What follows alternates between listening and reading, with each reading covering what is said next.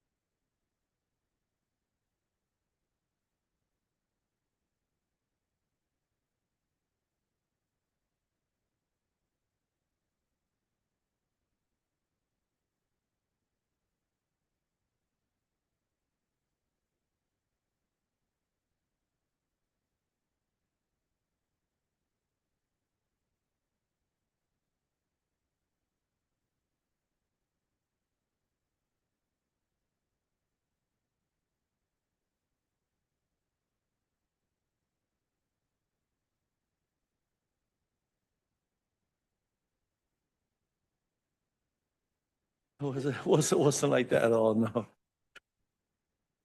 Okay. You start a rumor now. Yeah, Mary doesn't like the council. Conspiracy. By 4 p.m.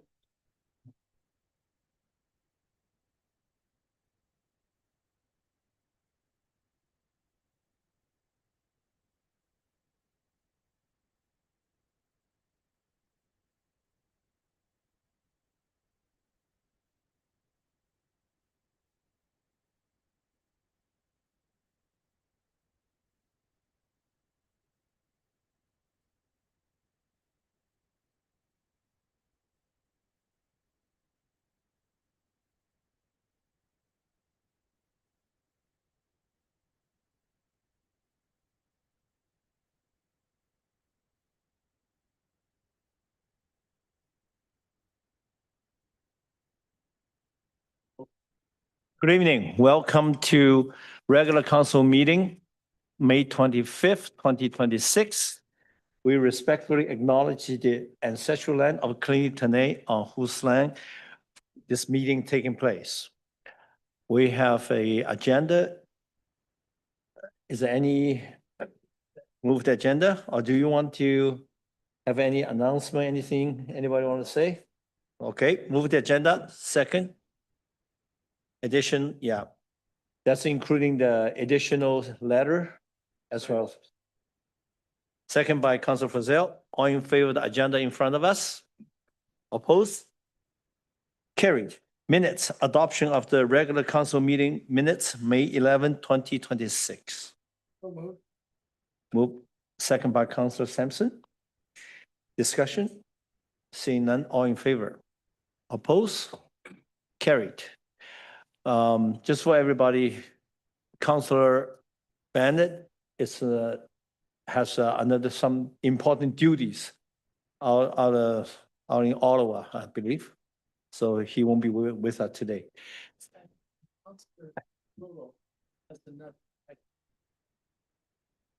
Councilor Pullo has another title. Councilor Pullo is the director at NCLGA, duly elected. Congratulations. Councilor Frazelle, you want to mention something? No. The mic's on. I'm waiting for consent agenda. Oh, okay, thank you. Consent agenda, C1, monthly building permit and development permit summary. Councilor Frazelle. Oh, thank you, Mayor. I just wanted to highlight the building permit summary because this is an unusual one. April is an odd month typically where we see the numbers go down briefly. But I wanted to make sure we got some confirmation that this was just a blip as usual and that we were heading still, as we have been for so many years, towards a record-breaking year. Through to Ms. Wozniak, how are we doing in construction, and would it be accurate to say we are going to smash records this year? Thank you, Your Worship. Through to Councillor Frazelle. As you noted, yes, April seems to be this month of what I call a bit of a lull. The single family statistics seem to be steady while the industrial commercial seem to fluctuate. And the past 2 years, we've had fairly significant projects to record. This year, there's still a $35 or $36 million project. However, it's not near the $108 million that we had last year. With that said, from speaking with my team, I understand there's a lot of permits that are in the queue right now being processed. So this hopefully will just be for the month of April, and we'll gain stronger statistics or for the month of May, which we'll report to council next month.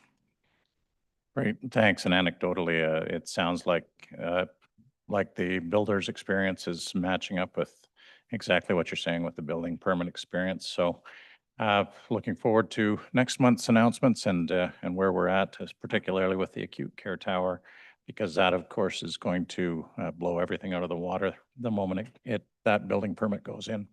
So thank you. Thank you, Councilor Frazelle. Any further comment? Move receipt. Second, all in favor? Opposed? Carried. D1. CN Center envelope AAP cost transparency information. Councillor Klassen, would you like to introduce the report? Thank you, Your Worship. As I think most of the public will know, there's an alternative approval process going forward for a project that has been approved by council. And I bring this motion forward. Councillor Skaken and I brought this forward because we wanted to have a little bit more cost transparency in the documents that have been released to the public. And that's fairly self-explanatory. I know that I've been hearing from members of the public wondering why section 2.4 was redacted, and just a few of the other comments that are in the feasibility report that have that say that it was high-level tests to high-level review and no destructive testing was taking place. And so I think therefore it's especially important that we unredact whatever we possibly can in this report. And therefore, I'm asking my council colleagues to support this. Thank you. Thank you. Any comment from the floor? Or is administration would like to add anything to it? I will then. So, I we- don't see any administration. want so, to- Your Worship, if I may, I'll perhaps invite Mr. Beasley, Mr. Dalio to provide some context around what has remained unredacted and Okay. what has been disclosed and where residents can locate that information, because as has been noted, the AAP process has actually commenced as directed by council. Okay, Thank you. directors, the floor is yours. Yes, yeah, Your Worship, the very high level, what has been redacted from the reports that council has received, as well as what's on the public website, is one chart. The chart shows some breakdowns of specific costs for specific parts of the building components job that's being done. And then there's one tiny little box that was also redacted that just had a high level overall construction budget piece that was standalone. So there hasn't been anything else that was redacted. We actually left everything else in as far as I know. But I'll turn it over to Mr. Dalio to give some context as to why that one box, the chart was eliminated. So yes, I'll try and hopefully, I'm trying to think of a good relatable example that maybe everyone can kind of connect to as to why you would want to redact sort of the detailed numbers behind your overall budget. And so one of the sort of relatable examples I could think of is, let's say you were a homeowner and you were doing a kitchen renovation. And it's a big job, and maybe you need an electrician and you need a plumber. You need a cabinet maker, maybe you need a floorer, a painter, appliances that you're going to have to purchase. And you've sort of worked it all out and you're going to spend about $100,000. Now, this is where kind of the tricky part comes in. Imagine that every bidder knew you had $100,000. We have to disclose our full budget, like our total budget, sorry. So for some reason, all the bidders know. So now would you, as that homeowner, would you tell each individual contractor that you needed, like let's say the cabinet maker, exactly how much you set aside for cabinets? Or would you say, look, I have $100,000, but I still got to pay all these other guys. So just looking for the best price you can get me. It's that principle under which the Freedom of Information Act lets us redact these details. It would put us at a disadvantage in procurement if every single individual line was detailed out to the bidding environment. And so we're trying to foster an environment where we're encouraging all of the vendors to give us their most competitive pricing and find the true market value of what work we're looking for. And that's the reason for the redaction. I hope that's an example that people can connect to. Yeah, I'll leave it there. Thank you. Yeah, renovation, whether it's a house or a public facility, it is complex. There's a lot of unknowns, and some of the unknown can only become known during the non-destructive or destructive testing. Do you feel, anybody here, Council, we have not gone through a lot of APP process during this term with this size of a budget. Do you feel that the public is informed enough to make a decision? If it, in the reference to the past practices.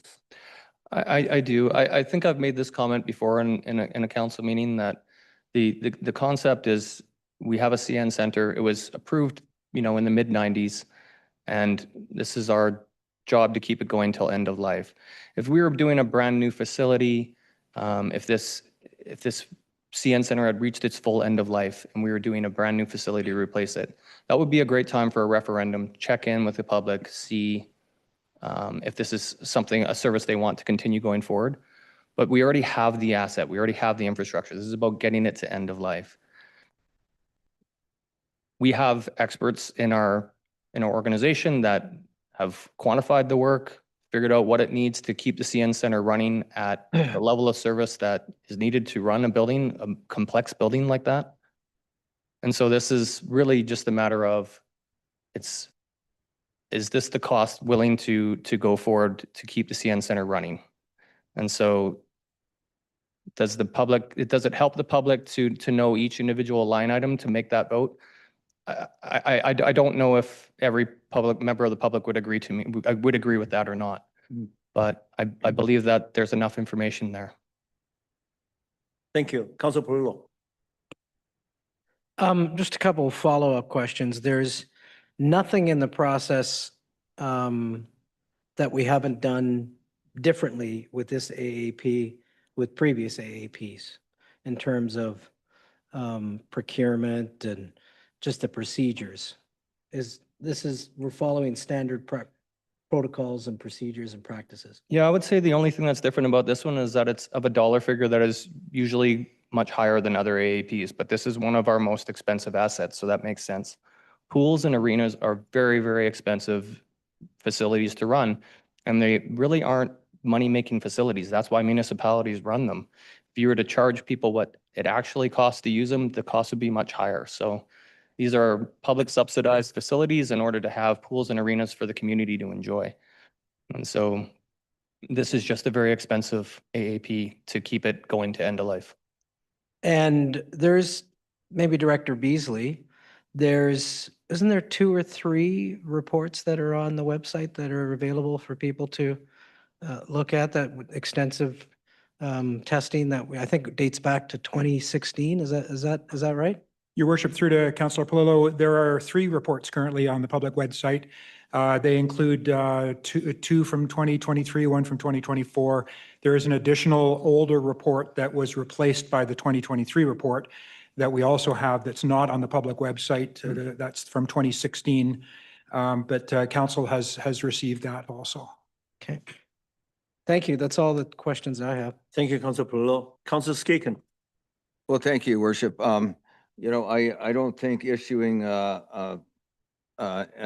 previous estimate or whatever will affect the cost of the work if it's fully tendered in a truly competitive process. My understanding is the bidders already have the budget of 15.6 million. That's correct, right? That's the total budget. That's not the Yeah. construction budget. That's the total budget. So Okay. there's fairly big difference between those 2 numbers. Okay, and I guess from my perspective, we talk about transparency, and I know at the beginning of this process, there was a news story out there about the walls in CN Center having moisture inside of them and then some puddles on the floor. And some people contacted me and they said, oh my God, you better fix that because the walls are leaking and all this water's on the floor. But, after some back and forth with administration, that news story wasn't necessarily a true picture of what happened at that time. So my concern and some of the other concerns were, well, let's make this as transparent as we can. Let's put out what work is going to be there. And, and I know where Mr. Dalio is coming from as far as the kitchen, but in my opinion, the difference is it's the taxpayers that are funding the work and not just a private homeowner. So all we wanted was just to be more transparent, put the full report out there. And if it's only a spreadsheet and 1 paragraph, then in our opinion, it should have been in there to start with. So that's about all I got right now. And since no one else has any more comments, then it should be quick. Thank you. Councilor Ramsey. Thank you, Your Worship.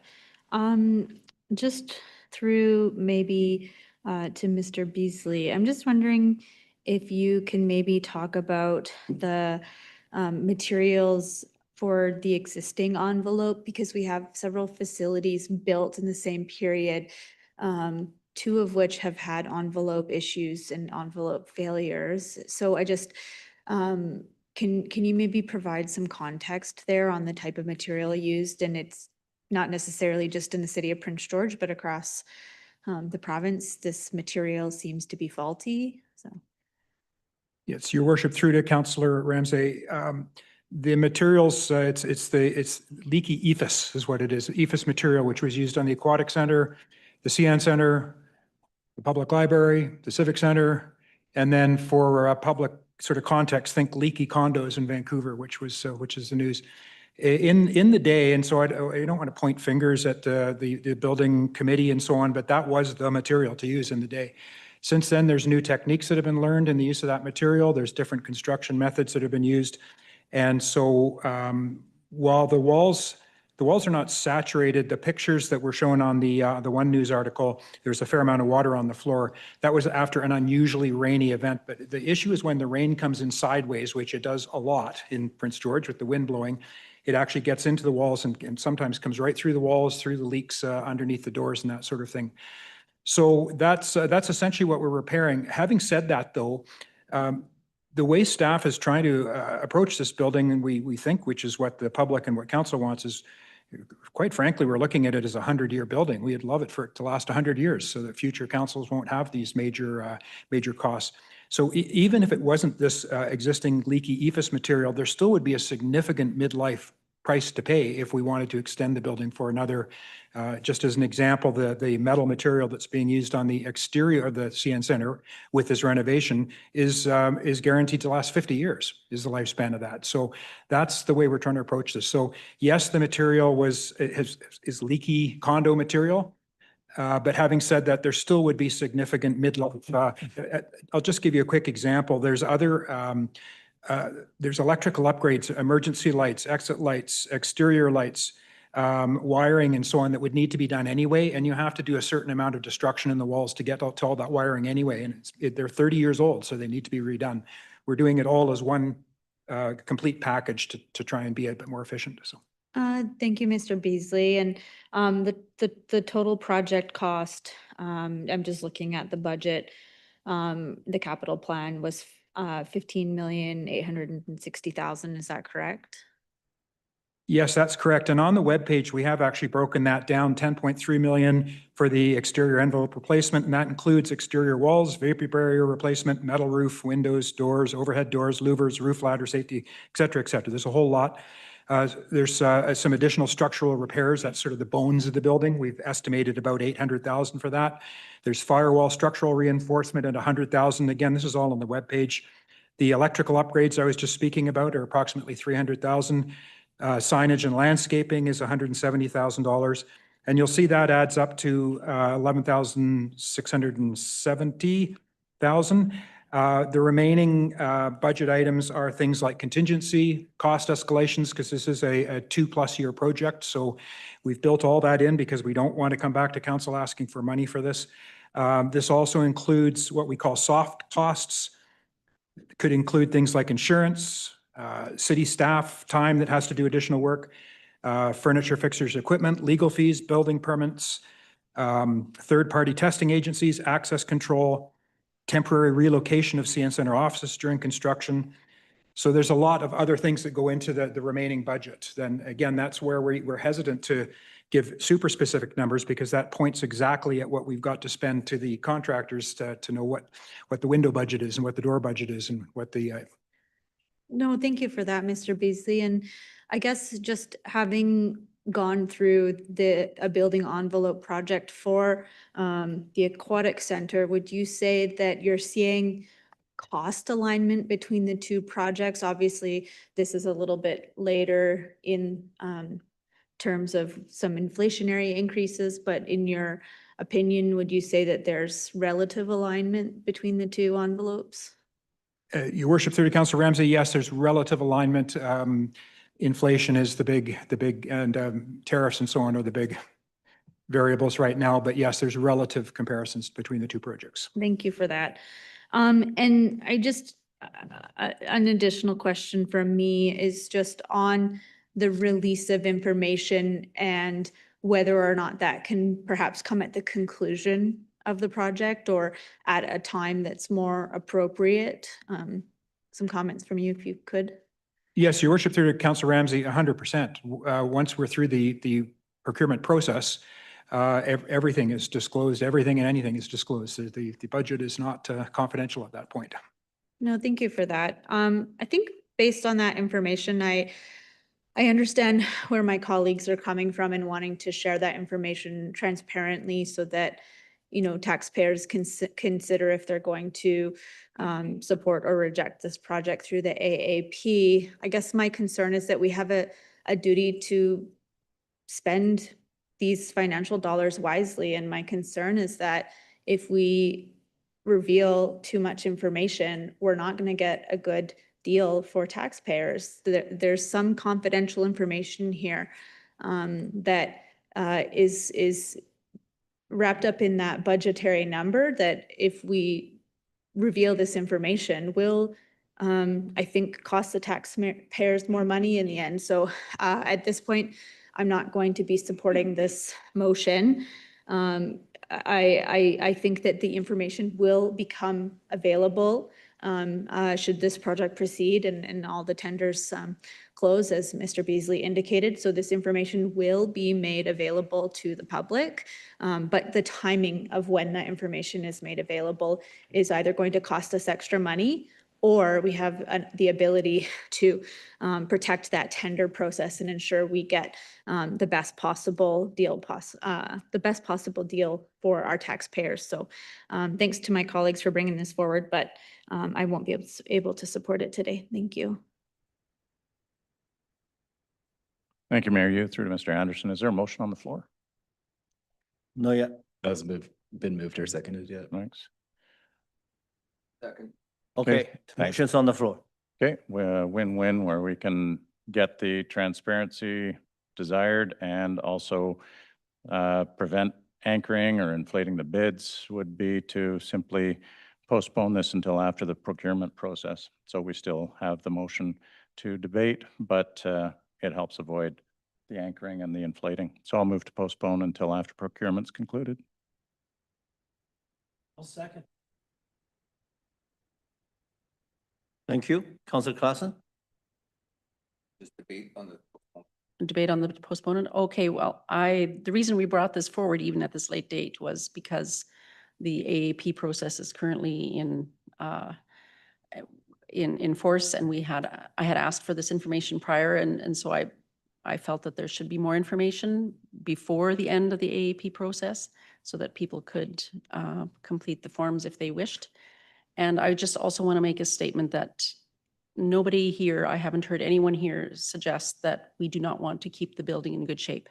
This is not about that. This is about cost transparency for us as elected officials, doing our job and making sure the public has enough information to make a good choice on this. Thank you. Thank you. Councillor Sanson? Thanks very much, Mayor Yu. I just want clarity. Is it appropriate to debate postponement? Thank you. I don't believe debate is supposed to happen when you're made a motion for postponement. Okay, then I'll reserve my comments pending the result of the motion. And if it's defeated, I'll speak to the motion on the floor. And if not, then I'll speak to it when it comes back to council. Thanks. Thank you. What is the motion on the floor right now? To postpone the motion until after the procurement phase of the project's been completed. But am I confused a little bit here? I think the Councillor Claassen's motion, the purpose is so the public can anticipate in the AAP, have a little bit more deeper understanding of the project. Am I correct? So if we do that. So then the question is, does a postponement motion that was seconded, does that override the original? Yes, it does. So then we're voting on the postponement that Councillor Frizzell moved. That's correct.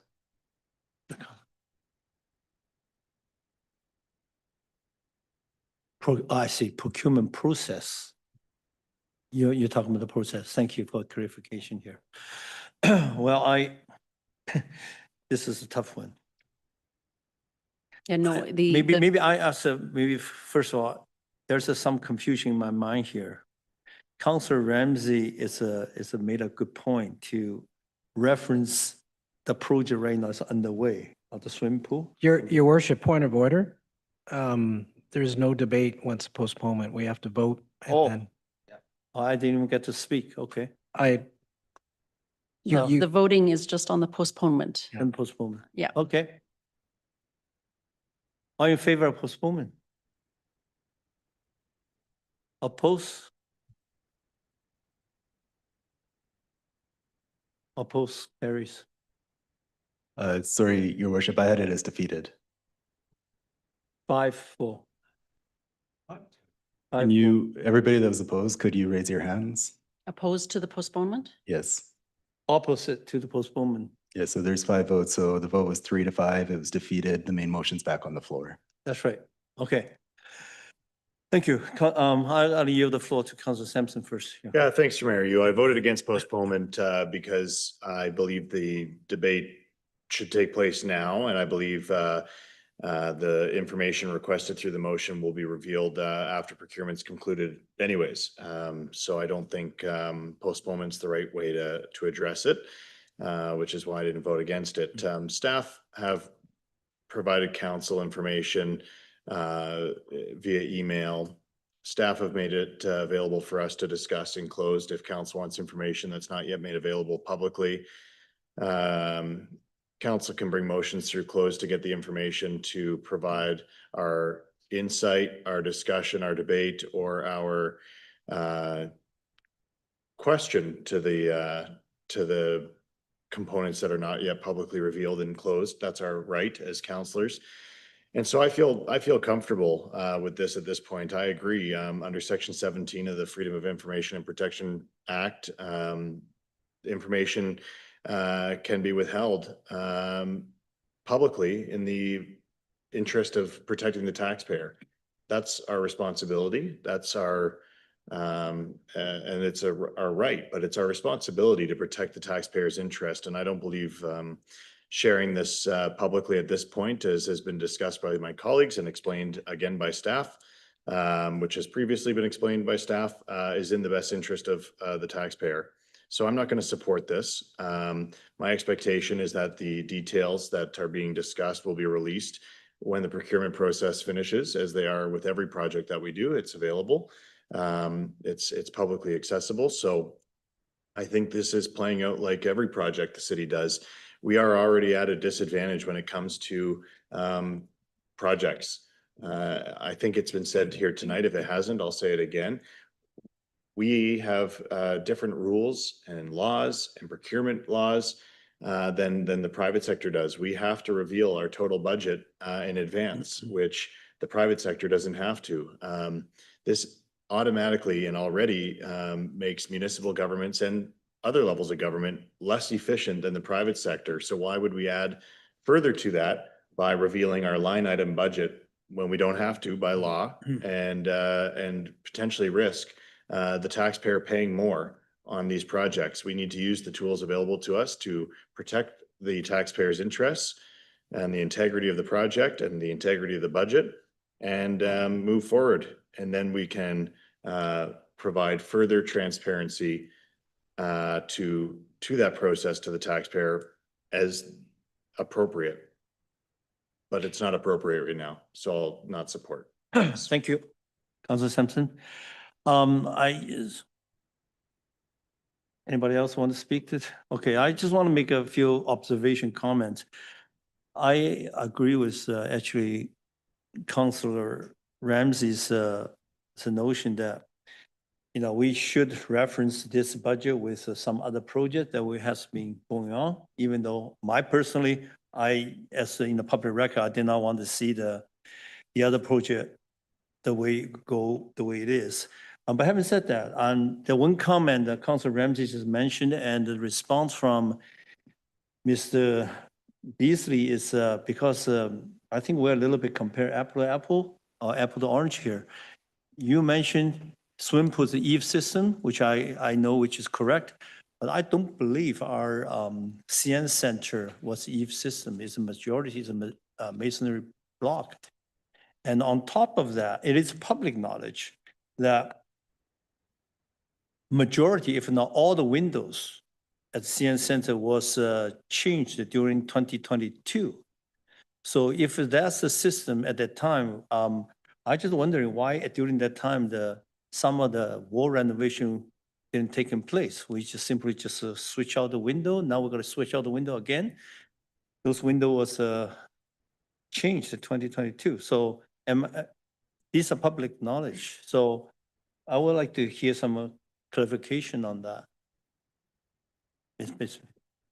Your worship, regarding the windows, yes, some or most of the, I'm not sure all of it, but some of the glass was replaced. There were holes in it. There was rock damage. Some of them were cracked and so on. That's a fairly different job than what is being done with this envelope replacement. The issue with the windows is not the glass itself, it's the way that it's installed and how it connects to the vapor barrier and so on, and that's where the leaks are coming through. And to your point, there is the top part of the walls is EIFS, and then the lower part is brick and mortar and so on, all of which is leaking. And but around the windows in particular, we see quite a lot of water coming in during the sideways rain. So yes, there was some glass replaced due to it was broken, but that was not the time where we were doing the entire project. So 4 years later, we're going to redo the entire window frames along with the project. You know, believe me, I'm from the old school. I always believe, you know, when there's an envelope system, we also should take a look, you know, at whether it's a complete canopy system around the whole building will solve probably majority of the issue. Was that a part of the option, the exercise during the investigation? Your worship, I can only repeat what we've learned from the 4 consultant reports, which is that the problem with the building is not water coming in off the roof.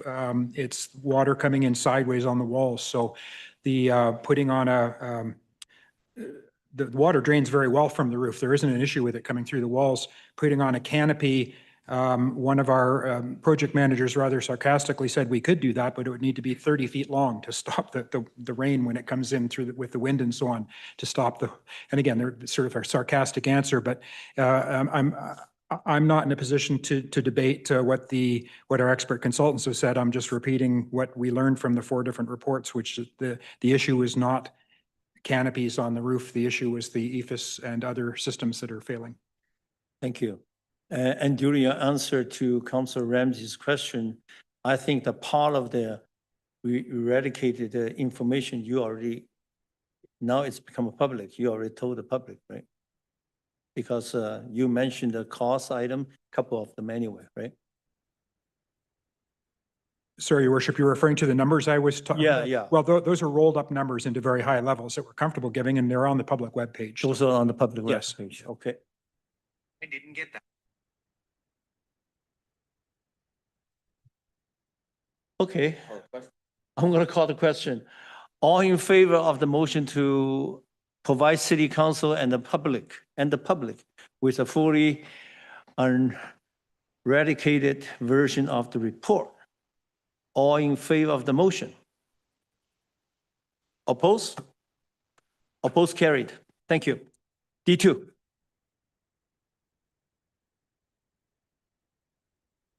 Thank you, Mayor Yu. First of all, I wanted to thank all the members of the Standing Committee on Intergovernmental Affairs, Councillor Skaken, Councillor Scott, Councillor Sampson, and also to Annie Doran, our Manager of Intergovernmental Affairs. There's been a lot of work done, and in particular, we've been reaching out to work with other organizations and building partnerships this year. Put forward for your consideration are motions to bring forward to UBCM, and I'm going to start by dividing the question out and need to change one set of words on restricting the access of children to social media and AI tools. So I'm going to divide that one out for separate consideration. But to start, a move that council approves the resolutions titled Strengthening Northern BC Transportation Corridors, Keeping BC Forestry Competitive, et cetera, as set out in the report dated May 11th, and direct administration to submit the approved resolutions to the UBCM by the June 15th, 2026 deadline. Second by Councillor Claassen. Any debate? Councillor Ramsey. Next one. All in favor, recommendation number 1. Opposed? Carry. Recommendation number 2. Thank you.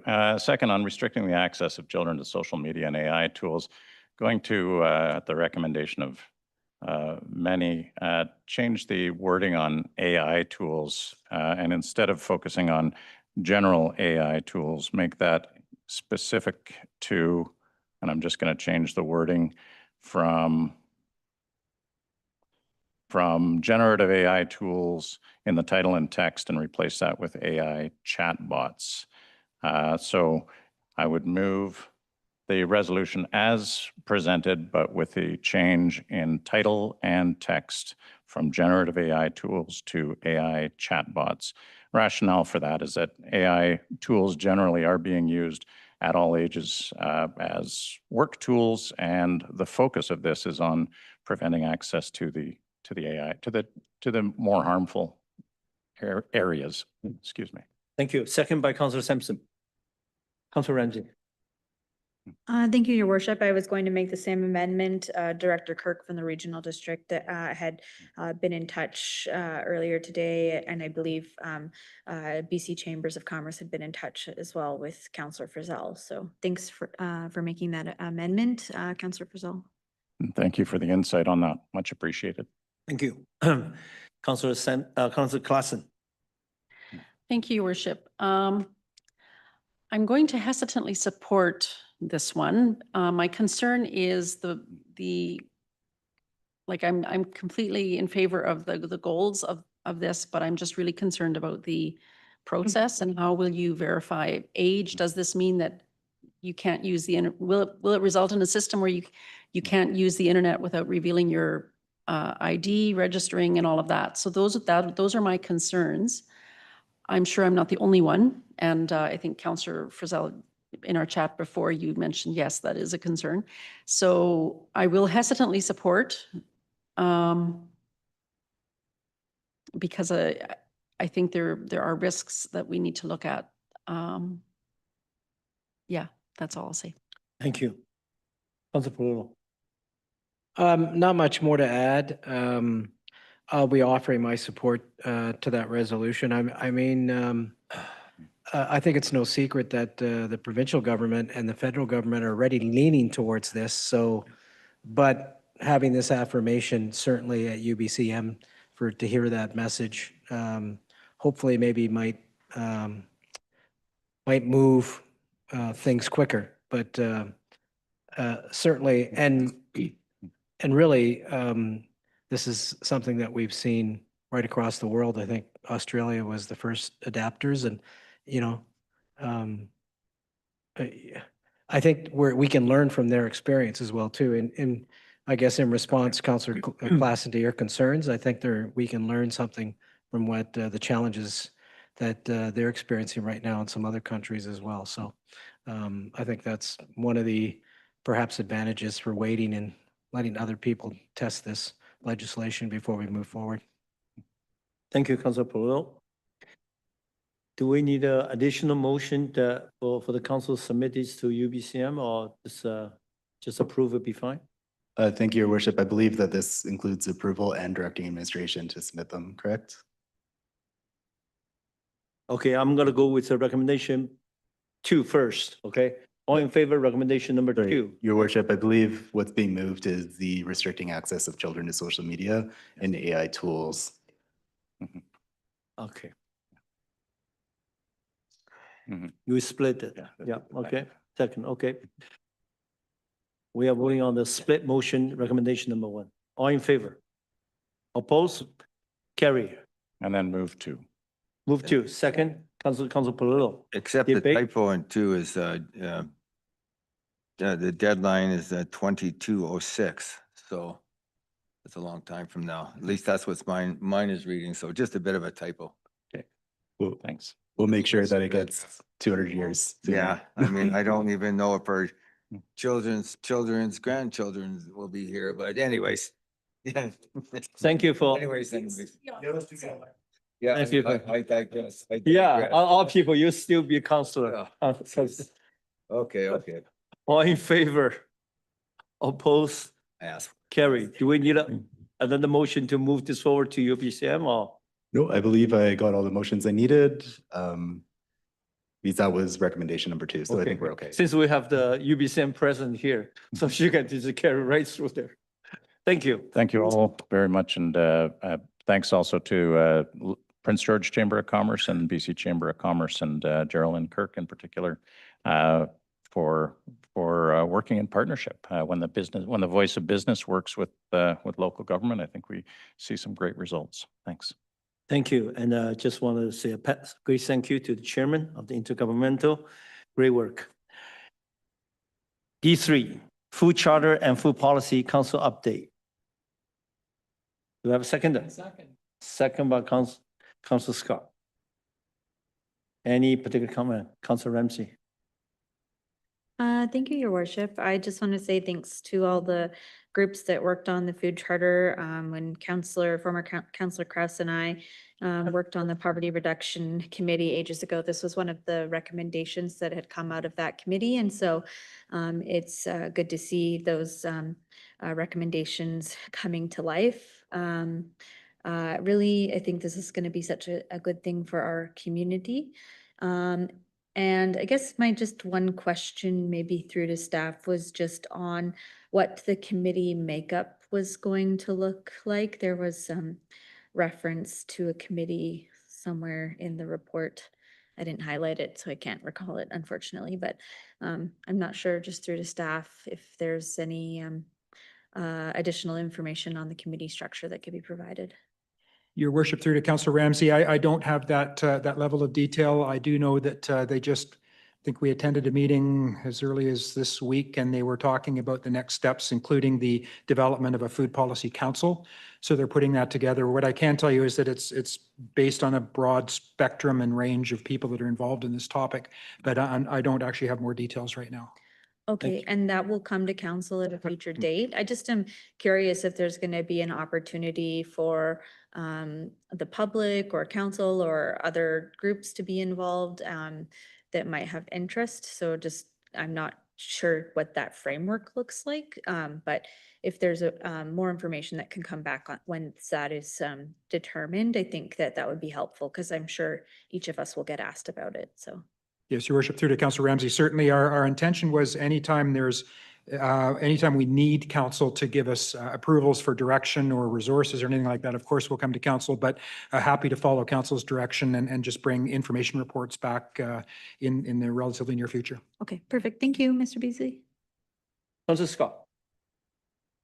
Thank you, Your Worship. And I want to give a shout out to Diana and April, who have championed this from the beginning, April, and the group. But thank you so much. We don't know what we don't know. And you've helped us all understand this so much better. Thank you. Thank you, Councilor Scott. Councilor Carson. Thank you. Well, I think Councillor Scott preempted me. I was going to say the same thing. Thank you so much, ladies. But what I will add though is just the amount of work that they've done in all these years preceding, but also the fact that information comes out when you're working hard on issues. And one of the facts that is in the report, and most people probably won't read it, but it's estimated that Prince George residents spend between $270 million and $364 million on food annually. If we spent only, or if we produced even 10% of our food locally, this would represent a $27 to $36 million market here in our city. And I know that April and Diane are examples of actually doing this work. This is not just hypothetical for them. And so just thank you for the work that you do. Thank you for spreading the word in your everyday word and deed that you do. And hopefully this charter will be something that people go and will maybe make them consider growing lettuce or some turnips or carrots or potatoes and or peas and maybe a little bit of food. So thank you. Thank you. For the council's information, I have the privilege and the honor to attend the last meeting along with Andy's staff, Sarah and Maria, together with our local food policy council. Not only April and Diane deserve a praise, and so is all the membership and being in and out for the last 3 years. During the meeting, I happened to learn that, regardless of the process we're going through, at the end of the day, the structure of this permanent council is still dynamic. They're still debating who should be on it and how do we structure it. But fundamentally, eventually, will be an independent society away from the city hall. But I also learned during the process, the city of Kamloops went through the similar exercise. And during the process, they did receive quite a support from the city council for the establishment of the food charter.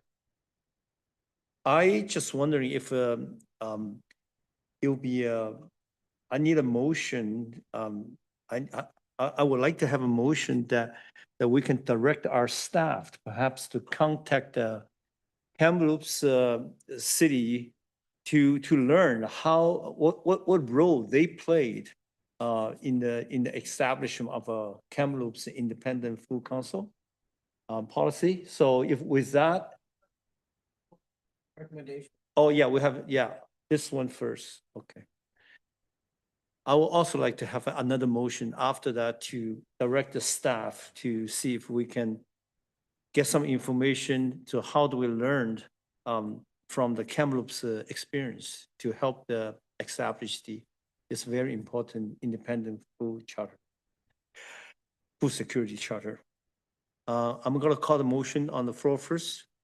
Recommendation on the floor. Council approved Prince George Food Charter as a value-based, non-binding framework that reflects the community's shared principles related to food security, sustainability, and local food systems as attached to the report, date May 4th, 2026, from the Director of the Civic Facility and Events, titled Food Charter and Food Policy Council Update. All in favor? Opposed? Carried. I would like to get the support from the council to direct the staff to contact the Kamloops to learn their role and how to help to expedite the creation of one of the most important charter in the city of Prince George. I'll second that. I move. Can I move motions? I move second by Councilor Polillo. All in favor? Just a question, Your Worship, if Yep. I may, to admin, just as far as a response, the ability to do it and roughly when? Yeah, I just contact officially contact the Kamloops and then just see if learn from the experience and then report back to the council and see what role we should be playing. Councilor Scott. Your worship, I think I might be asking the same question as Mr. Babich. Is your intention that this would come back to city council or to the council? To this council, to the city council. So we will have a better understanding what role the city of Kamloops played when they create the food security chapter in Kamloops. So, Ms. Babish.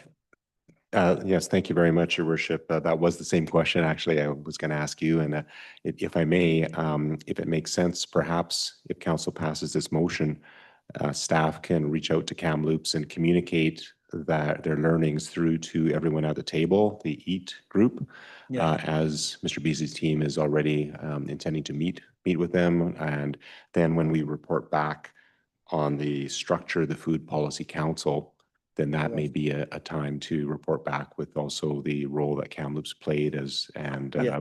what our recommendations would be in that regard. But I see Mr. Beasley wanting to build on that. So, Mr. Beasley, please add or correct anything that you would like to change.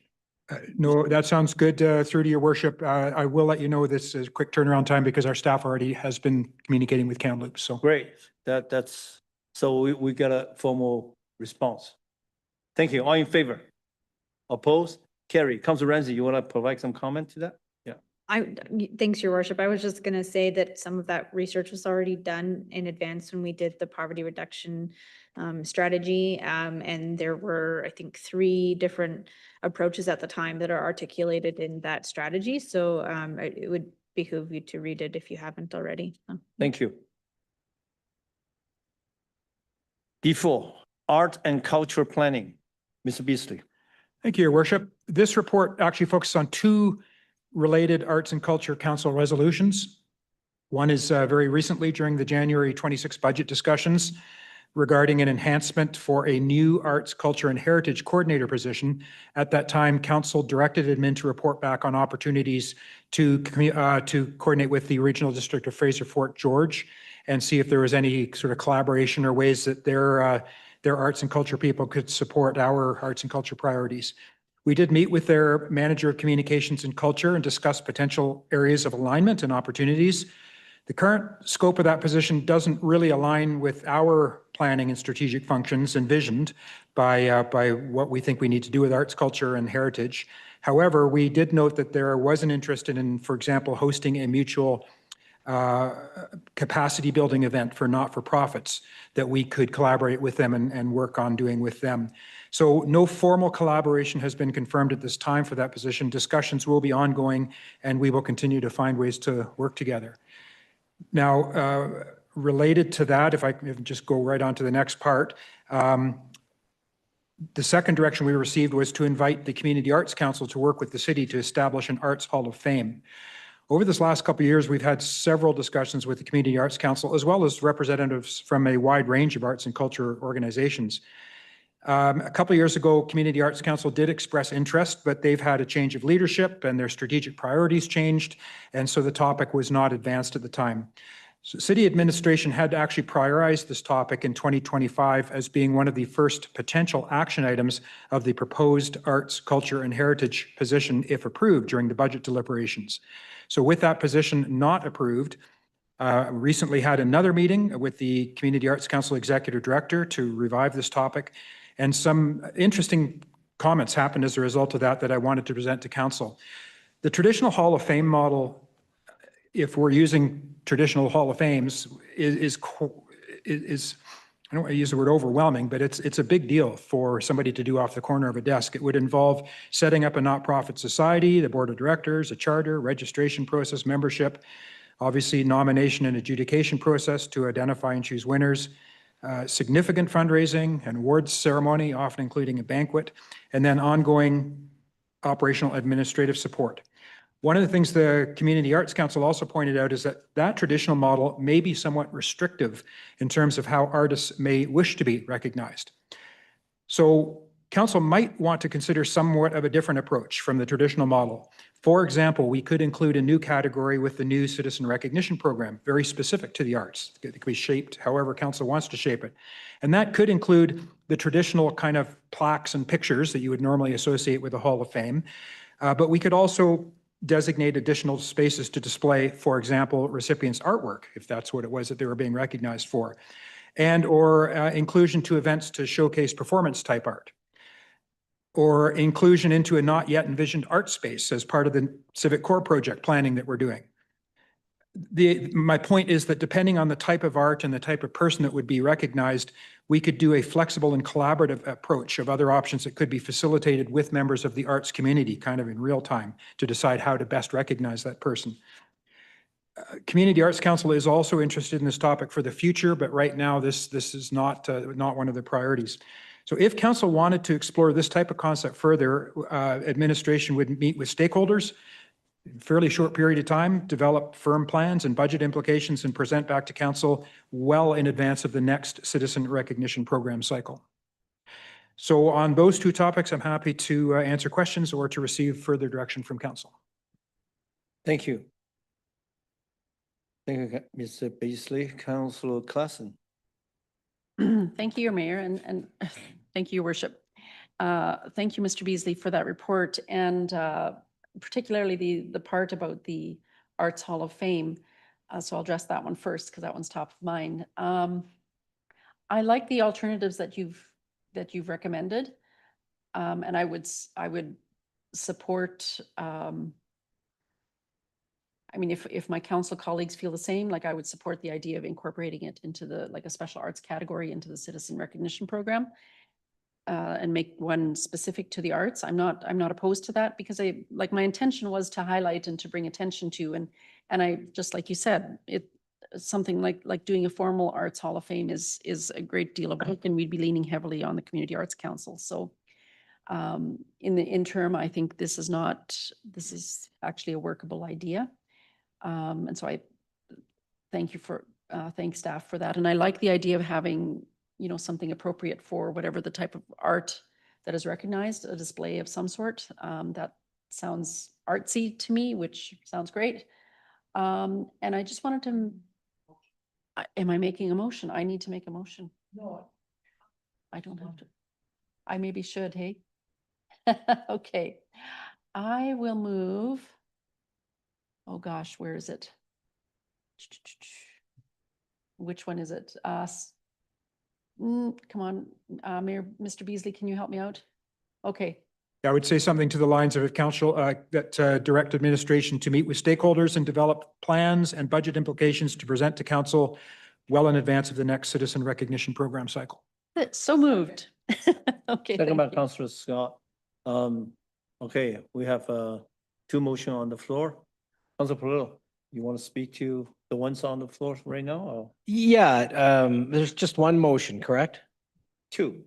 One including, No, just one, but I need a motion to receive the report first. Your worship, we can do this motion first. Okay. yeah, I'll speak in favor. It's a little different concept than what we thought, but I think it's workable, it's practical. I think putting it in with the citizen recognition program makes perfect sense to me, actually. And it almost like a separate stream, but still part of that program. And I think it's in terms of getting up and running sooner than later, I think it has the chance to hopefully get this up and running for, next year. So I absolutely support it and thank you to staff for the work on it. Councillor Skegan. Briefly to administration, yeah, I appreciate the work as well. And Mr. Beasley's comments about timing it with the next awards. Are we talking next council? It would come back to the next council and then yep, perfect. Thank you. That's all. Councillor Sampson. Thanks very much. I'm not going to support the motion, Mayor Yu. I want to find a model to recognize the arts. I supported the original motion, but the entire program that was built for the citizen recognition program with a committee, which hasn't even gone through one entire cycle yet, I'll add. The whole discussion was to keep it broad and be able to recognize community members from all walks on excellence of whatever that is in their category. And I worry that if we do this, what's next? We add now one of them will be a sports specific one, and one of it. The whole point of the model was to be, and the committee members, I'll ask you to speak to it, who are there, and the public members we should consult in the minutes from the meetings. But my point is, the point was for the program was to recognize citizens who have achieved excellence in their craft, whatever that may be, inclusive of the arts, inclusive of sport, inclusive of innovation or business or heroism. It wasn't intended to be that we start dictating this will be given out for this exact reason. And I think it diminishes the program as a whole. However, I do think it's important to find a way to recognize art and high achievement in the arts in our community. And I would support exploring that further. But I think just making the move to move into this program without actually letting one full cycle of our new recognition program run through diminishes the work of the committee that we just had struck to determine what that would look like. So I think that would be unfortunate, Mayor Yu, and I want to be very clear. It's not in an effort to find a suitable recognition for our arts community. It's about doing something ad hoc on the fly after a ton of work was done largely by a public volunteer committee with members of council that created that framework. And I think that's unfortunate. So I'm not going to support, but I would hope my colleagues would consider that. And let's look at how we send this back to get more work done to find something that is specific and intentional for the arts. Thanks. Thank you. Councillor Scott. Thank you, Worship. 11 and a half years I've sat at this table, and I believe adding arts and culture to this program is a good way to go, respectfully. I'm happy if we add 62 other categories, as long as the people in our community who dig in and do things are recognized for their efforts. I have no issue at all. I will support this. Thank you. Councillor Ramsey. Thank you, Your Worship. I guess I'm kind of stuck of two minds in that I totally hear that might be the place for it, but I do recognize Councillor Sampson's comments, and I think I'm wavering more that way, and that it does feel like we're on the fly adding arts and culture, and what about sport and recreation and you know, climate action, and like there's so many other categories that could go in there. So I guess my only concern is, like, if you add one, then maybe you're going to open up a floodgate of what about this? So I just would prefer not to do it on the fly, and maybe have administration do a little bit more work and bring back more information on what that could look like. But so I think I will vote no to this right now, only in that I do think it is perhaps needs just to consider other groups as well and other categories. So Thank you. I think what I'm hearing is, Councillor Skaken, you want to speak? Just briefly, I know where Councillor Sampson is coming from, and I appreciate that. But I know the Arts Hall of Fame and those awards, I think, go back to the days of Councillor Grattan. Like, it's been talked about literally for decades, and I think this is long overdue that we just separately recognize the arts. So I will support it. Thanks. Thank you. I hear both sides of the argument. For me, art and culture is essential. I think the debate is, we are all supporting art and culture. That much I do know. But I think where Councillor Sampson and what I'm hearing is so important, perhaps it should have a title in a Hall of Fame all to itself. But I don't know if we can, by going through the, say yes to this motion, are we stopping that? We can still have a Hall of Famers for art and culture, because art and culture, sport, these are intrinsically human activity that as the time goes, we're gonna have more leisure time. A great city cannot survive without it. It is so important. And I will say, let's support this motion together, unanimously, and then let's go to the Arts Council and hearing from them, see if they want to further adding a Hall of Fame status to a separate category. I think it's not here or there. We can do both. But the voice, I think, to the public should be that we as a city council, I do believe we all support art and culture. No reservation here. Council Sampson. Yeah, thanks, Mayor Yu. I appreciate your sentiments and I'm not going to support the motion. But I would, if it is defeated, I would like to move a motion to move this along in a different way, because you're absolutely right. I am wholeheartedly in support of recognizing our achievements in our arts community, but I just, there was a great deal of work that went into creating this, and we want to change it before even one cycle has completed, and I think that's wrong. And I'll just point out that it recognizes, the award recognizes volunteerism or philanthropy, professional contributions, excellence in a particular field, which to me, in all the discussions at the committee level, includes the arts, acts of courage or generosity, and leadership that inspires others or creates lasting positive change. And I'm just concerned that we are going to cannibalize a program that we just created by specifying exactly the categories in which you have to be achieving, rather than having the broader program which was just done. So I would like to see us have arts recognition and celebration in our community, but I just think this is a premature way of doing it. I think we need to do some more work on it. So I'll encourage my colleagues to consider that. Thanks. Councilor Claassen want to speak for the? Yes, I just want to say that that this would not, my understanding is that this having a special category for the arts does not reduce any of the other work of that, the citizen recognition. This is just an add-on to it.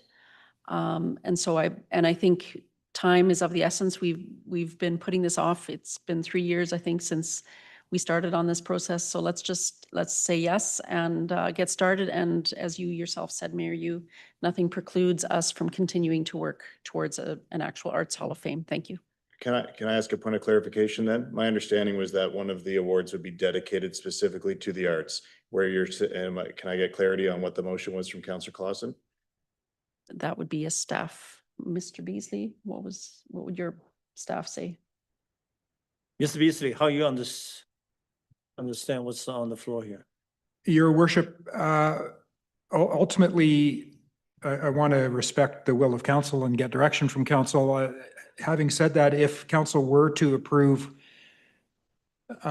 something similar to what Ms. Kellett has put on the screen, having heard the debate back and forth, I think what admin would propose would be to come back with something that kind of reflects the discussion tonight. So it's not just simply tack on another award that is called arts. It would probably be in the context of Arts Hall of Fame in the traditional sense, as far as it's not necessarily somebody that's done great work in the last year. It's somebody that has contributed to Prince George's history.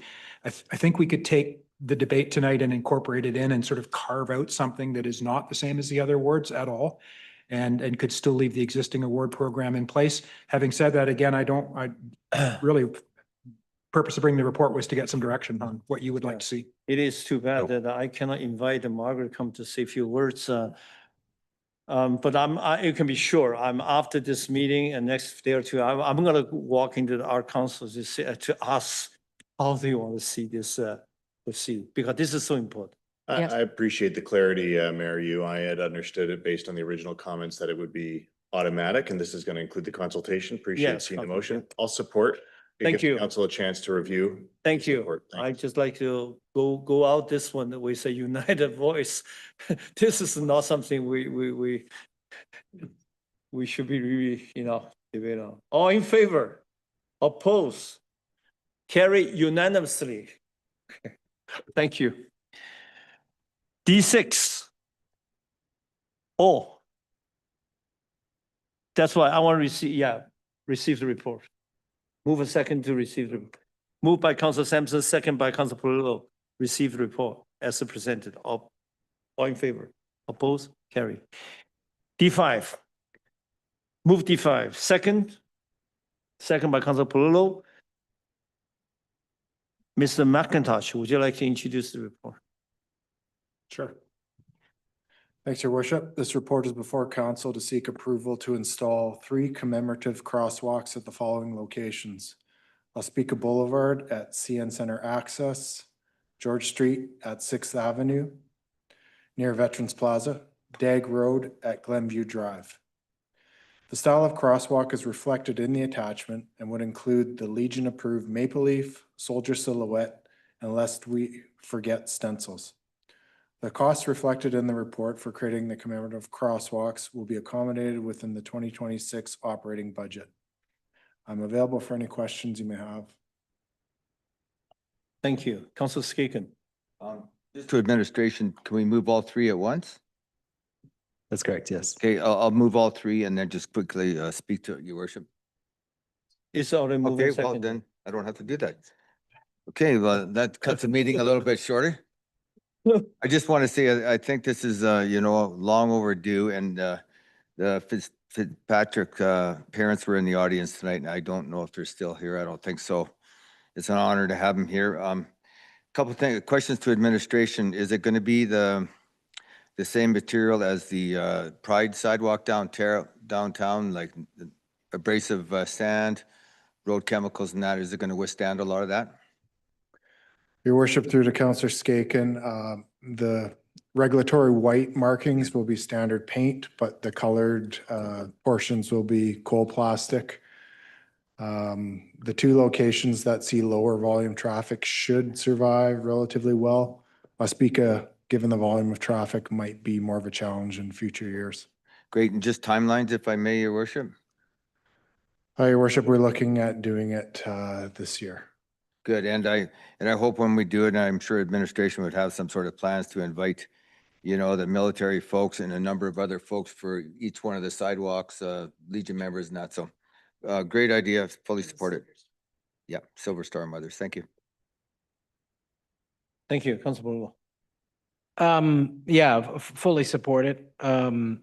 So does staff need direction to go to the high durable, the more expensive 15? Do you need a motion, or that was the intention? It's outlined in the report, your worship. White will be paint, colored will be MMA coal plastic. Okay. And I think the report, it would be around 15,000, right? That's correct. Yeah, okay. Well, 2,000 for the lower cost, but 15, that's why I'm a little confused in the report. It was like we were given an option. We could do the one that would likely last a little less with 2,000, but then the durable would last 3 to 5 years was 15. So we've made the option to do, that's what I'm wondering, Director McIntosh, if you need direction, because I think we should move ahead. Yeah, your worship, through to Councillor Palillo, it is a little bit confusing. Under financial considerations, the 2,000 would be the normal cost just to reinstate the white standard pavement markings. I see. 15,000 is the additional cost to add the commemorative. Okay, fair enough. Thank you. Thank you for that clarity. And yeah, I was asking towards timeline.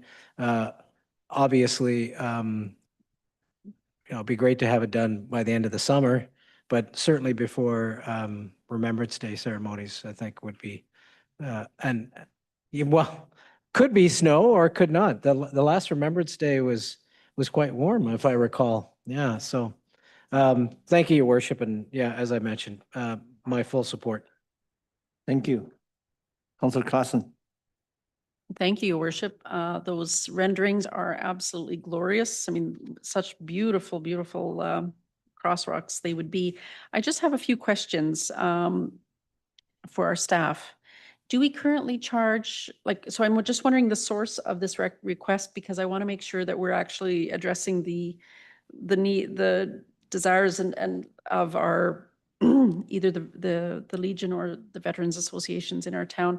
So how did we get this request? Thanks.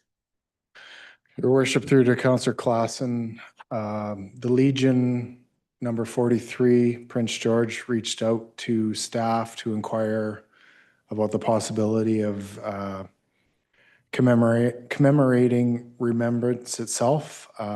They suggested a couple of crosswalk locations and the new Legion approved standards as reflected in the report. And staff investigated the opportunity, came up with a cost estimate, and here we are tonight. seeking council's approval. Okay, thank you. That, it wasn't quite clear to me in the report who had made the request, so thank you. Because I just didn't want to go here and find out that it wasn't a request from the Legion.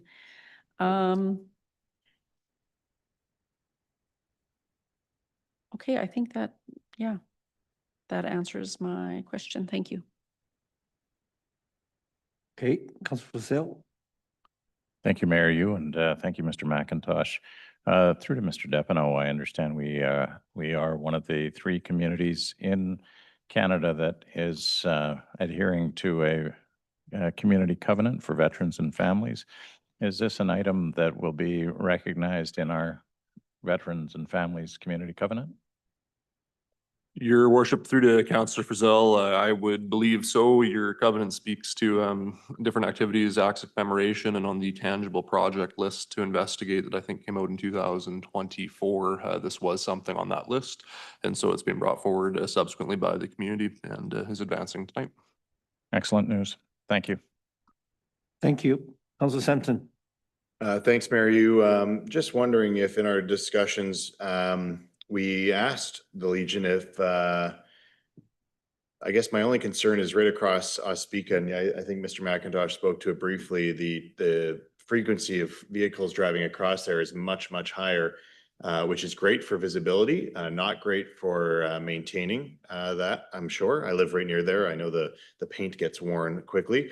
Was there a conversation at all about crossing Keller Street, which is parallel to Ospika Boulevard South at CN Center, still going along the access to CN Center, which is the site that was referenced in the report? Is that a question that was asked or possibility? It still provides from my perspective, the more ceremonial or commemorative piece of the site, but might be a little longer lasting.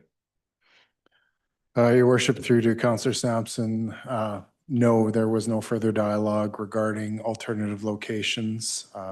The 3 locations were presented to staff from the Legion. The one at Ospika is controlled through a pedestrian controlled mechanism, so I believe it might better align with the safety aspects of a commemorative crosswalk. Okay, thanks very much. Thank you. No question other than during the procurement of the artwork itself, are we going to invite the grandchildren, the children of the veterans, who has the artistic talent to do any of this? Your worship, there will be stencils provided or obtained by the contractor. The cold plastic is very specialized, so it's not a paintbrush type application. It's going to be involved, and there'll be some time in completing the work. Okay, not this program. Okay, thank you. All in favor? Oppose? Carry. D6, 2026 UBCM Community Excellence Award Submission. Ms. Depineau, would you like to introduce your report? Thank you, Your Worship. City Fest just took place for the 2nd year in a row. Staff think it's a pretty neat event, and it qualifies for a UBCM award opportunity. It requires a council resolution to submit, and we're here to suggest that that resolution be provided this evening.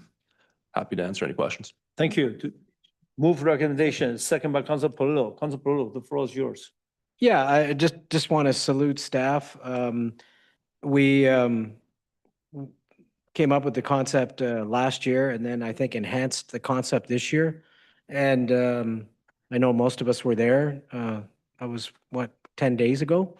And I mean, you think of the engagement, and the young families were there and smiling faces, and really, it's about presenting local government in a very, innovative, I believe, interactive, fun way.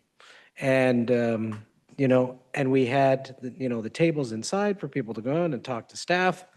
Even if you wanted to make a claim, or a service claim. We had a service person there as well, and lots of fun activities. And I think that's definitely a model that has been successful for us the last 2 years. And I look forward staff enhancing on that next year. And quite frankly, I think this is a model that communities across the province should follow as well too, because I think it's been successful here, and I think it will be successful in other municipalities. So I'm excited that we're going to put this forward for hopefully some recognition at UBCM, and I like our chances. So, and congratulations to staff for that work. So Thank thanks, you. Your Worship. Councillor Sampson. Yeah, thanks, Mayor Yu. I think the number one goal when we do any civic engagement is being able to have residents understand civic services, share their concerns, ideas, or answer their questions in the most effective way. And big kudos to staff, because we had folks come out and learn a whole heck of a lot from every department in our city. I think oftentimes people might have questions or want to know something about the city, but it can be intimidating to show up at City Hall if you've never been and try to navigate your way through the system. And I think City Fest was a really easy way for folks to connect in with every department at the city and learn a little bit about them, share their feedback, get their questions answered, raise concerns, get their service claim filed, as Councillor Palolo said, and just get to know what their city does for them a little bit better. And we were able to get to know a little bit more about what they want their city to do for them and take that feedback as well. So kudos to staff, but awards be damned if we're successful, great. If not, oh well, we know that our staff are doing a great job to help make sure that we connect with our residents and get the feedback that we need and get them the information that they need. Thanks. Thank you, Councillor Sampson. Since we do have the president here, can you just tell us maybe a little bit the process once this kind of award submitted? Is there a committee there to go through this? How this works?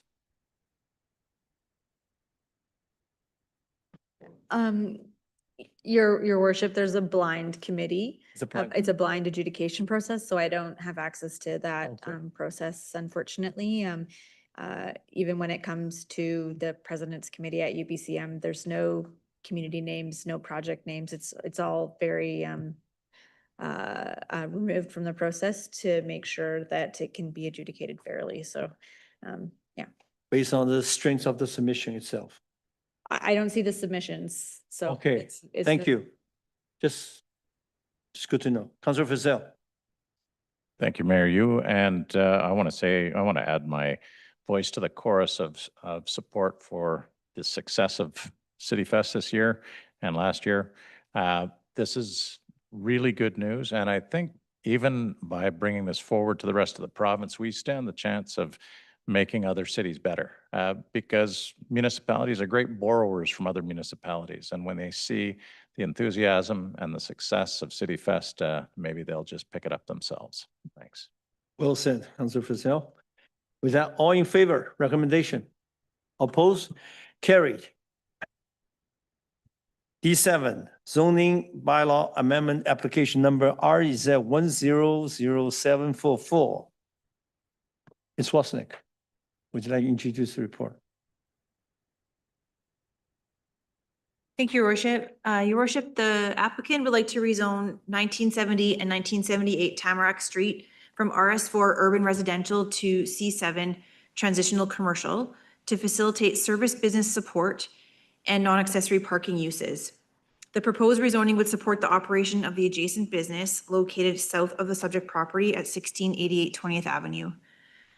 As a condition of final reading, the applicant is required to register a Section 219 restrictive covenant on the titles of the subject area that restrict restaurant as a permitted use. This would ensure that traffic generation from the site remains compatible with the adjacent residential neighborhood. The applicant has also included a letter of support signed by several businesses in the immediate area of the subject area. Administration supports the proposed rezoning as it's consistent with the policy direction of the OCP and is not anticipated to cause any negative land use impacts. I'm available for any questions you have. Thank you. Do I have a move for recommendation one?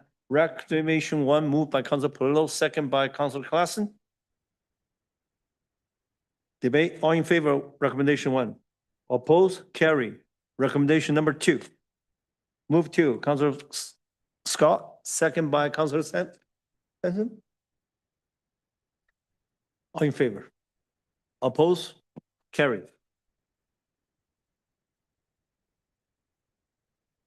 D8, expand notification area for zoning bylaw amendment application number REZ 100827, bylaw number 9548. Ms. Wasnick, would you introduce the report? Your worship, administration is seeking council's approval to expand the notification area for proposed rezoning bylaw number 9548. The development procedures bylaw establishes a notification area extending 30 meters from the subject property. To broaden community awareness of bylaw number 9548, administration is seeking council's approval to expand the notification area beyond the 30 meters to include the area identified in Exhibit A to RZ 100-827. Council will consider rezoning bylaw number 9548 for the subject property located at 2000 Central Street at a future council meeting in the near future. I'm available for any questions you have. Second by Councilor Polillo, moved by Councilor Sampson. Councilor Skaken. Thank you, Your Worship. I totally support expanding that notification now. With our bylaw, are we limited to just the mail outs? Normally within the 30 meters, or do we have flexibility depending on the will of council? So the notice is specific to the public notice of the public hearing, or not the public hearing, the readings of the bylaw. And that's what the bylaw is regulating. So if you wanted to do something extra, you could, but that's what the bylaw is regulating. I'll just leave it at that. I know some of the residents are here tonight, and I think there's been a lot of discussion with this. Any idea what time is the date it might come to council? Your worship, through to Councilor Skaken, we're aiming for June the 8th. Okay, thank you. First 3 readings? That's correct, your worship. Thank you. Thank you. Councilor Sampson.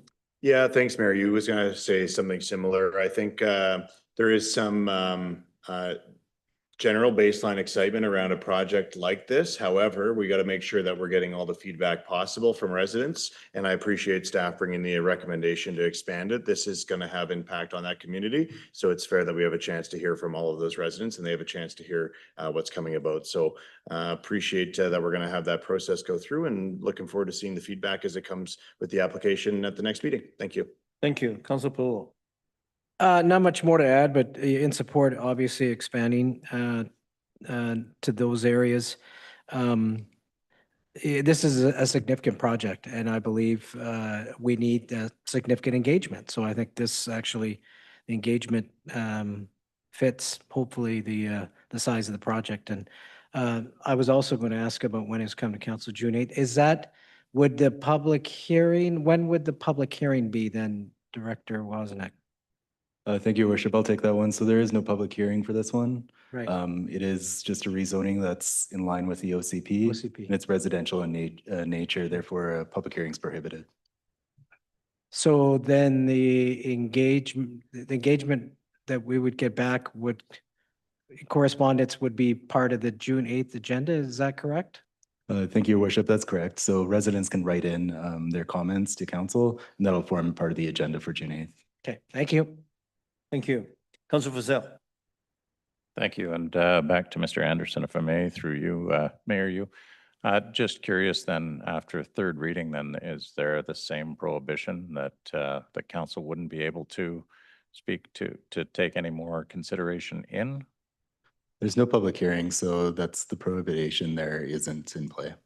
Okay, so we can talk with anyone as we wish right up until final reading and beyond. Absolutely. Okay, thank you. I see no more question. I'm going to call the question to the recommendation. All in favor? Oppose? Carry. D9, repeal and replace the election and other voting procedure bylaw. Mr. Anderson, would you like to introduce the report? Thank you, Your Worship. So it might surprise you to know that we have an election this year. We're required to have an election bylaw approved by July 8th in order for it to be effective for the general local election. So we've been reviewing this bylaw since late 2025, and what you see is a repeal and replace. There is a lot of red line version there, but The most significant revisions there are just in terms of language. We're trying to make it more plain language and in line with the best practice manual that's produced by the LGMA. The actual changes to the bylaw that the public and candidates would see are minimal. The only one that I believe has any effect would be we're moving one of the required advance days from a Tuesday to a Wednesday. We're doing that because of Thanksgiving being on the Monday and to give a little bit of space between the holiday and the first voting or that advance voting day. So other items of the bylaw controls, but haven't changed is the number of nominators, which we think should still stay at 10 nominators. Deposit for candidacy still at $100. The method for breaking a tie vote is still by lot, and confirmation of automated voting machines and mail ballot voting, though we have updated that language to reflect the best practices that LGMA have set. So at this meeting, we are just talking about the bylaw, but I did want to encourage anybody that had questions to visit our website at princegeorge.ca/elections. That's where we're going to house all our information. I am available for questions. However, I do want to recognize that Ms. Kellett is the chief architect of this bylaw. She's the one that's going to put this all together, so she might have to help me answer some questions. I do want to take a second here, though, because Ms. Kellett was actually one of those members that sat on that LGMA committee that put these best practices together. So she's probably the closest thing to an expert that we'll have. So I'm available for any questions. Ms. Kellett's just going to highlight a couple typos that we had in the bylaw. Right, so during preparation for today's meeting, 2 typos in particular were noticed in the clean copy of the bylaw. Section 12.3 authorizes crop-off locations. That should be drop-off locations. And in section 29, where we're repealing our current election and other voting procedures bylaw, says 9492, it should be 9294. Thank you for all the cleanup. Great work, Councilor Ramsey. Second by Councilor Sampson. Councilor Ramsey, you want to say something? You find another?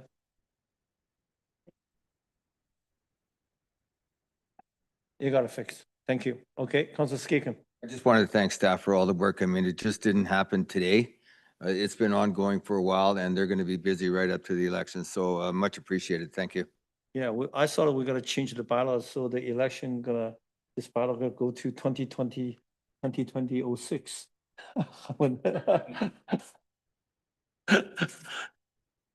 Oh, Councilor Frizzell. Thank you, Mayor. You, through administration, at the act of repealing and replacing, do we have to repeal first and then install the new one? How does the process work? Thank you, Your Worship. Through to Councilor Frizzell. The repeal is embedded in the bylaw. So by giving the first 3 readings and the adoption to this bylaw, adoption in a different meeting, it will repeal the other bylaw as well. Thank you. Then between now and final reading, that will mean we do not have an elections procedures bylaw in place? The current one will still be in place until we do adoption of this bylaw. Okay, thank you. See no more question. All in favor? Your Worship, I don't think I have a mover and seconder.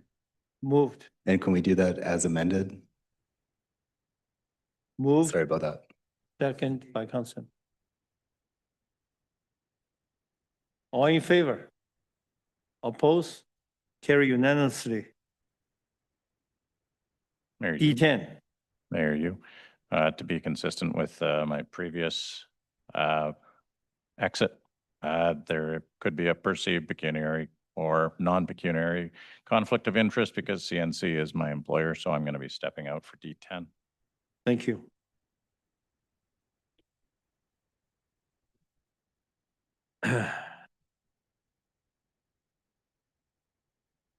Ms. Anderson. Proceed when you're ready. Thank you, Your Worship. So I was asked to return a report on a request by CNC Research Forest Department in regards to using city parks for research. This research would have trail cameras placed in parks that would capture images. The point of this research is to understand urban bear movement.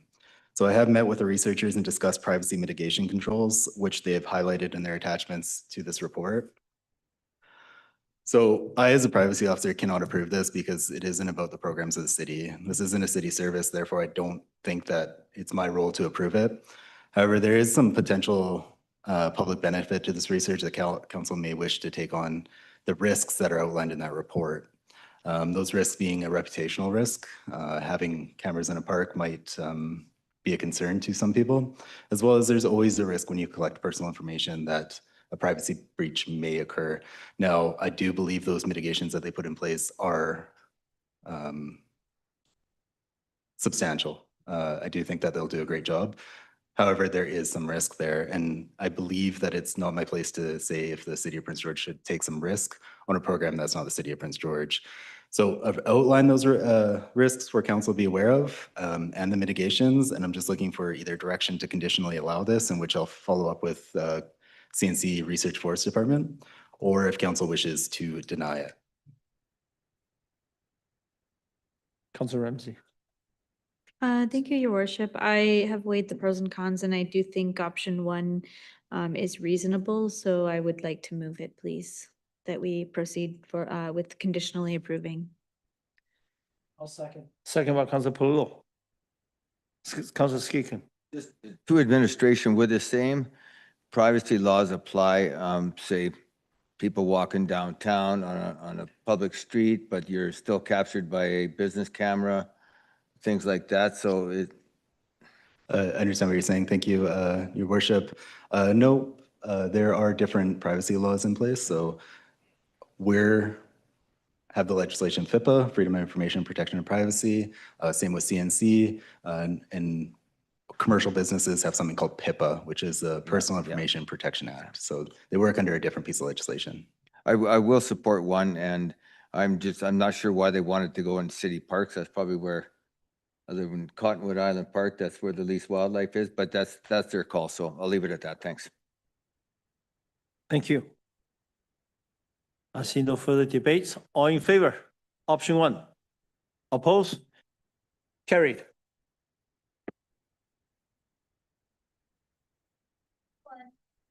Move E1. Do we have a seconder? Second. Second by Councilor Scott.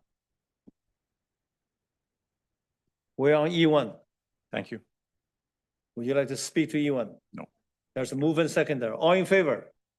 Oppose? Carry. E2. Move E2. Second by Councilor Sampson. All in favor? Oppose? Carried. E3. E3 by Councilor Fazell. Do I have a seconder for E3? Second by Councilor Ramsey. All in favor?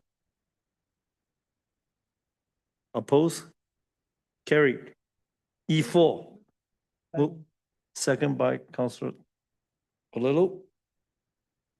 Any debate? Hearing none. All in favor? Oppose? Oppose online? Nobody online. Carried. It's a habit now, almost. F, final notice of motion. That's for next meeting. And G4. G4, pull G4. Council Palillo. G1. G2. Why don't we just say one? Councilor Klassen, G1, go ahead. Thank you. Oh, sorry. Thank you, Your Worship. Am I on? Yes. This one just looked interesting to me, and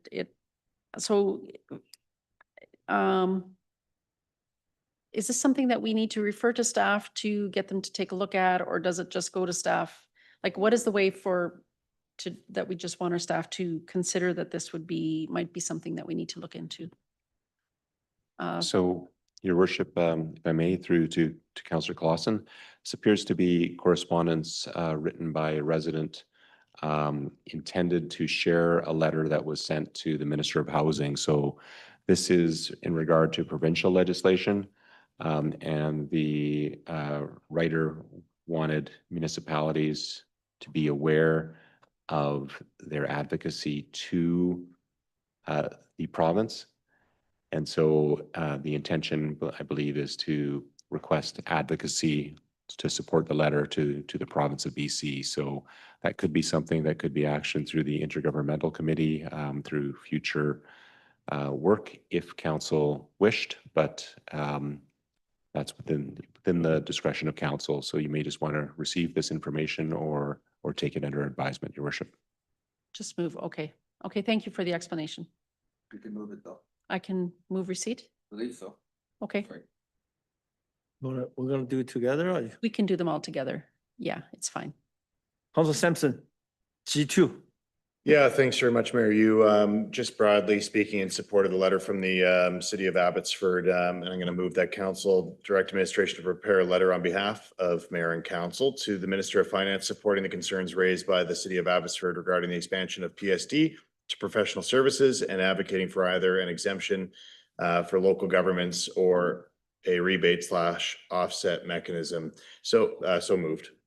The Second by- intent here is just to show our support to the Minister of Finance. Direct me to write a letter similar to Abbotsford as To- the council as a whole. To direct administration to prepare a letter on behalf of mayor and council to the Yep. Minister of Finance, supporting the ask from Abbotsford. I think Abbotsford did great work laying out the problem case, and I think we can just add our voice to that. It'll make it stronger as it goes to the minister. Thanks. Thank you. All in favor? Oppose? Carried. G4, Council Palumbo. Thanks, Your Worship. We know when Greyhound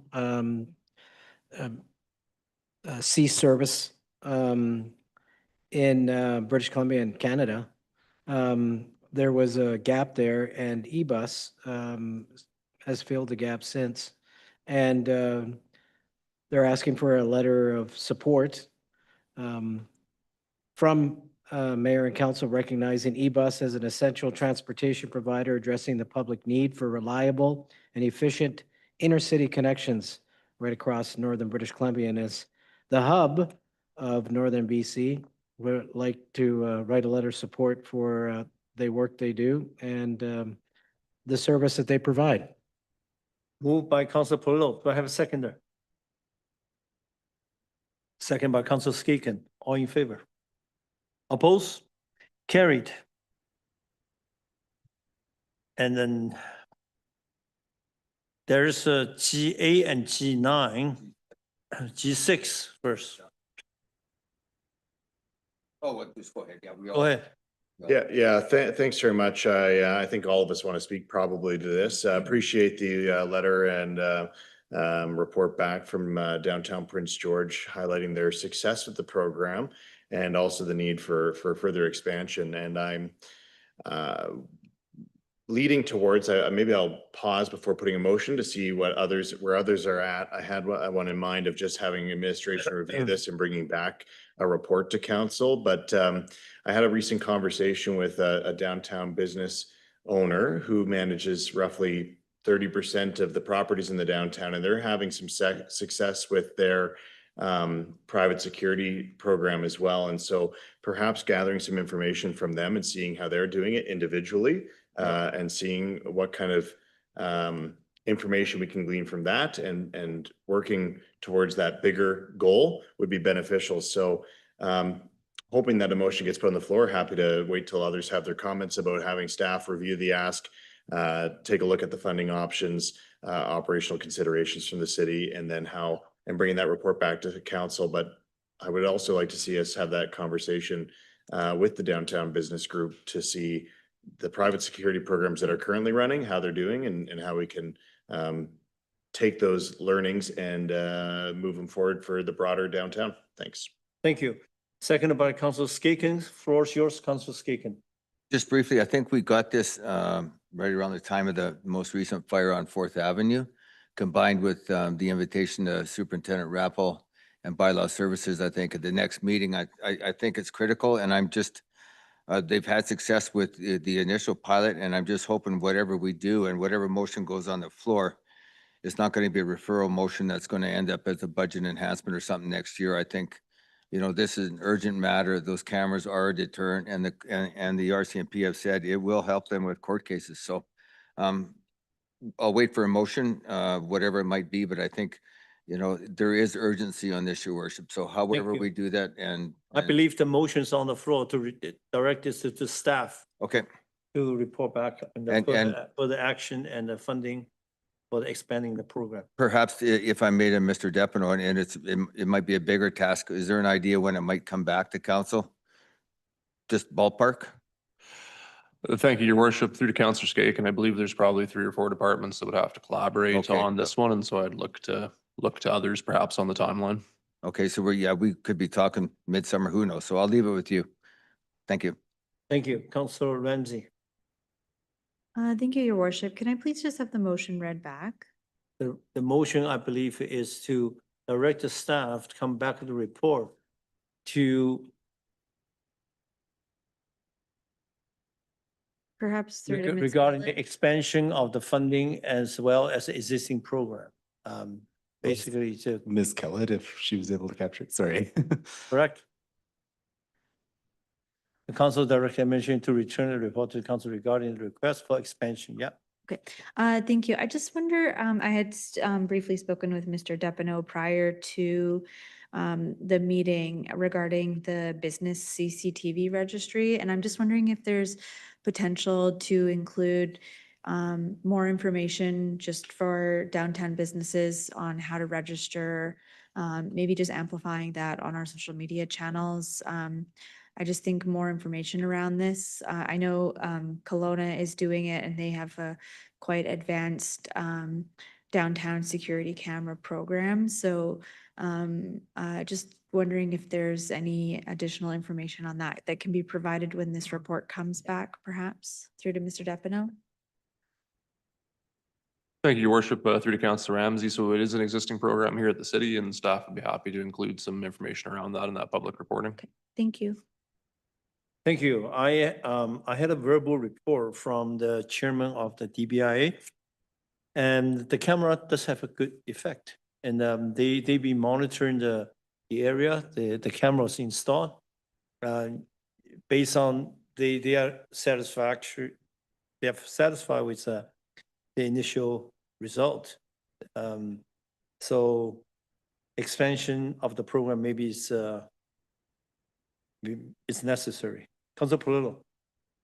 I'll offer my support. I'll just, and I'm sure you're aware, in their ask, that this is a significant increase from our initial investment.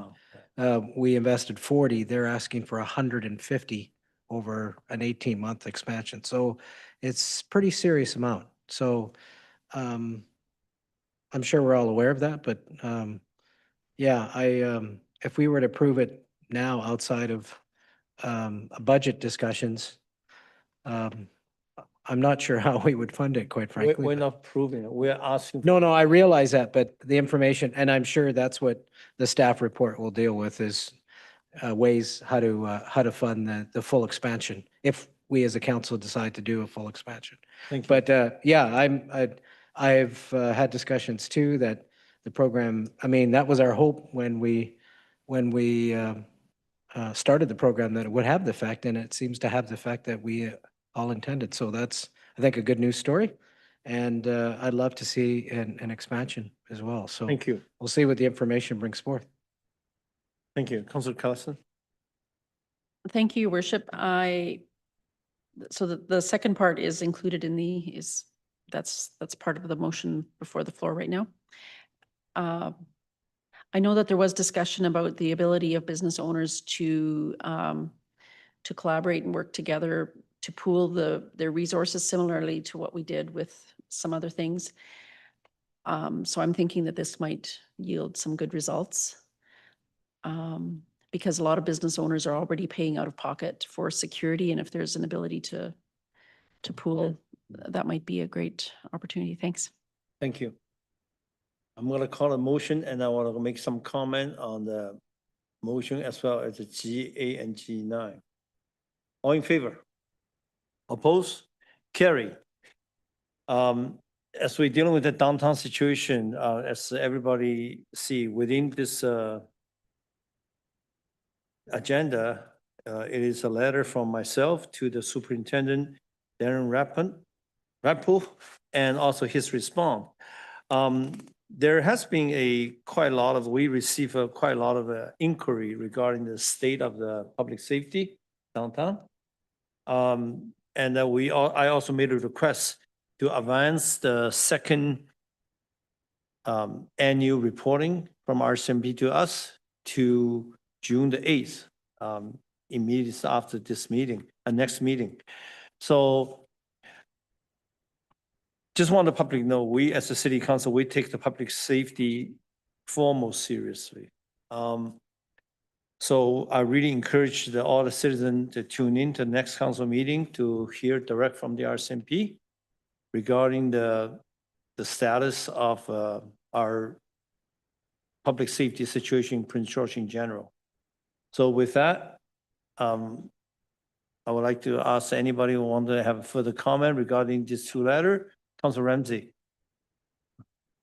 Thank you, Your Worship. I did reach out to a colleague from the city of Vancouver, a counselor there, just asking their experience about potential displacement from FIFA because this has come up quite a bit. And Councillor Sampson and I had been at the UNBC plant sale on the weekend, and someone had mentioned seeing posters in the downtown east side in Vancouver around anti-FIFA watch groups. So there's quite a few groups right now that are actually watching and tracking this sort of thing.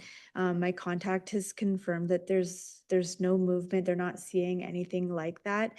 And these watch groups would be very vocal if there were. So I know there's a lot of rhetoric around buses of people being transported, but there's just no evidence to support that. And these anti-FIFA watch groups would be whistleblowing if there were. So I just thought it was important to mention that information. So Thank you. and my contact is going to keep me informed if they are seeing anything like that, and has put me in touch with an individual from I think it's the BC Poverty Reduction Coalition, so I can chat with them as well. Thank you. And during the presentation from the RCMP on the June the 6th, June 8th, I also, I don't mind to invite, Director Davenport to submit any data you may have regarding the number of fires that we have in downtown recently, reference to last year, or any activities that warrant reporting, because the public need to know the RCMP, they only deal with the crime piece, mental health, drug addiction, various issues on the street. These data is not the responsibility of the RCMP, but is within different departments. So it'll be very nice, and during the next council meeting, we get all the information out, and hopefully our citizens will be assured where we at as a people regarding public safety. So with that, I would like to have a motion to receive all correspondence. Moved by Councilor Scott, second by Councilor Polillo. All in favor receive G1 to G8, G9. Motion adjourned. Seconder, Councilor Sampson. All in favor? Opposed? Thank you.